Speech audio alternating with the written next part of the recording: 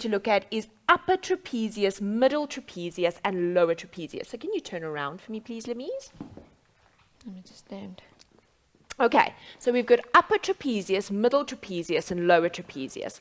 And this comes from the neck, across here to the scapula, all the way down to the spine, the thoracic spine. And what I really loved seeing when I went to actually go see it on real people, it was really interesting for me to see how different everybody's trapezius looks. Some are a little bit longer, some are a little bit more angled as a triangle, but we want to know what are the functions of this muscle. The upper trapezius fibers actually run like that. The middle trapezius fibers run more parallel, and the lower trapezius fibers start running downwards to form that triangle. The upper trapezius elevates the scapula, so it lifts it up towards the ears. Bring it back down for me. The middle trapezius is going to adduct the scapula towards the spine, add it in, release. The lower trapezius is going to draw the scapula down and release.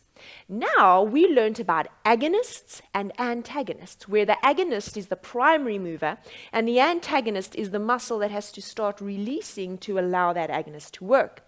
But if you think you have one muscle that's creating all of those movements, if I elevate, so you can elevate your shoulders for me, the lower trapezius is going to have to allow the upper trapezius to do that. And if I depress, the upper trapezius is going to have to allow the lower trapezius to do that. However, we know that through stress and strain and overworking our arms sometimes, we really develop a lot in the upper trapezius. And the problem with this hypertrophy in the upper trapezius, especially when it becomes tight, it inhibits our ability to stabilize our shoulder effectively.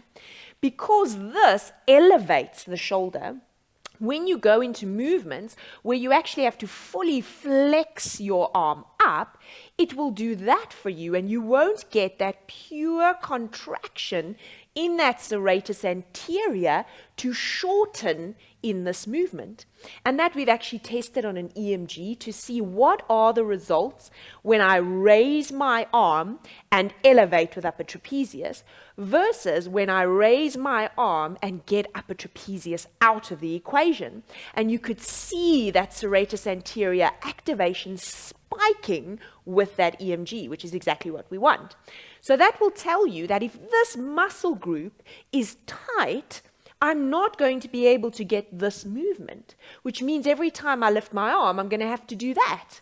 And that means every time I lift my arm, I'm creating unnecessary tension on my neck, and I'm starting to hurt inside the shoulder joint. And then I'm starting to get all kinds of things happening, bursitis, impingement, and so forth. So we do a lot